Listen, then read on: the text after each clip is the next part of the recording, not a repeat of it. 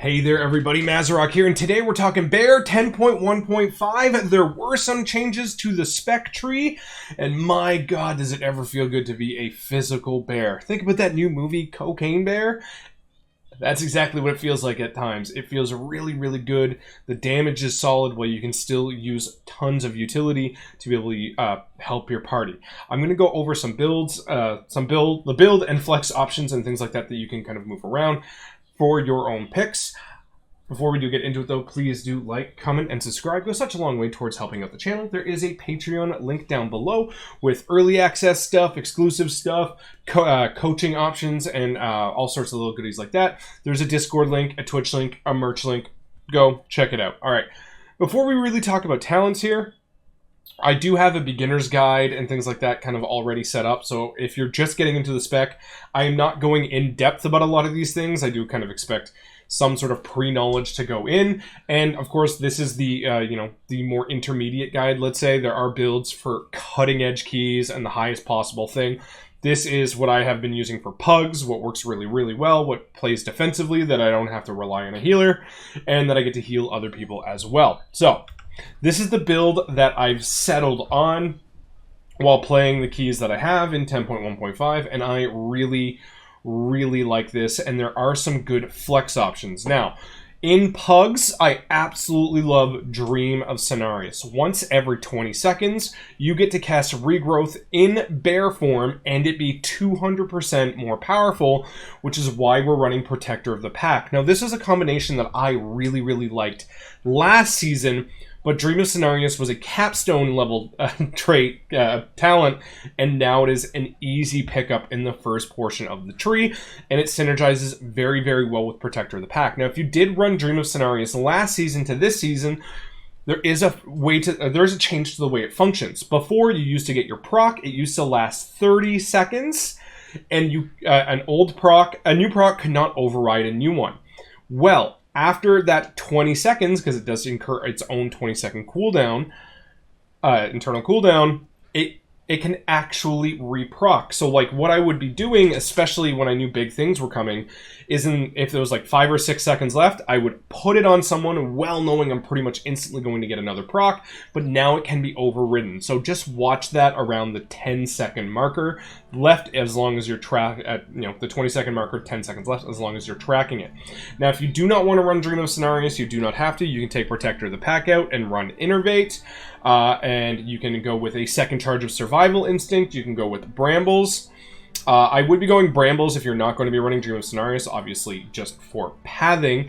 I do have 1 point in Reinvigoration because I do like my Frenzied Regens and I like healing people. Now, I will sometimes also heal myself with those regrowths, so I found that I just don't need as much Frenzied Regens here and there, but this is really nice. And with the new Innate Resolve, where Frenzied Regens healing is increased by up to 150% based on your missing health, you are just a monster of self-healing, which feels really good.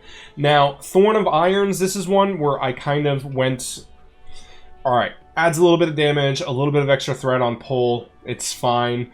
This is definitely a flex point, and again, you can go, like I said, improve survival instincts, and anything down the line that you want. I have never really been a fan of Laser Bear ever since Season 1, so I am going pure physical here. Circle of Life and Death, Thrash ticks faster. Flashing Claws, Thrash now stacks up to 2 additional times, so that is 5 stacks of the Thrash Bleed, and it does work. I also opt for Untamed Savagery for really big thrashes, because it increases the thrash by up to 25%, but you can also go Rend and Tear. This is completely up to you and a personal preference. Also, Raise and Maul are 2 separate buttons now, so you do not have to lose single target damage for AoE, and my god is this fun. You can go with some big prio damage onto a target with Maul procs if you want, with Tooth and Claw, or you can just go for straight up AoE damage with Raise. I really like this button. Also, it makes things a lot easier to get down here now that there's pathing nodes between Incarnation to Rage of the Sleeper and Raise, because before you had to go down to Loon's Favored, which was Thorns of Iron here, just to go down here to get it. So this tree really did open up a lot for the spec, and if you still want to run Galactic Guardian, you can easily do that by, opting out of Raise or out of a different ability and going into Galactic Guardian. Earth Warden is something that I can definitely see in higher keys right now in the 18 to 20 bracket, which I'm just having fun playing. I do not need this. I'm perfectly fine without it. But Earth Warden gains, I've said this before, it gains so much more value the higher the key, because auto attacks scale incredibly higher the higher the key level. You see more value with this, right? This is going to put in a lot more work, and it's going to put in a lot more work in a 22 than it is a 10. So depending on what you see, depending on how you feel, you can pick this up and run it. There is a few more Unga builds that I'm kind of working with, but this is the fun Pug build. You're throwing out big regrowth healing, which is basically a lay on hands. You're just a healing monster. You are a cocaine bear. It feels really, really good. I'm absolutely ecstatic with this. Do remember, Onyx Amulet got nerfed, so you want to make sure that you are also replacing that as fast as possible. I'm going with a high haste build here. I'm sitting at 34%, and as you can see, I have incurred some penalty to my haste, but this it does make it feel really, really good.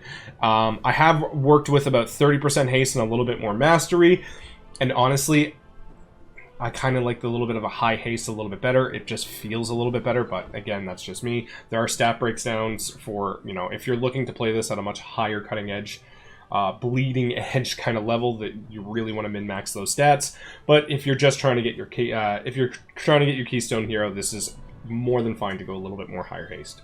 That is it for today. I hope you guys are having yourself a good one. Have fun playing Bear, because they are in a fantastic spot right now. Bye.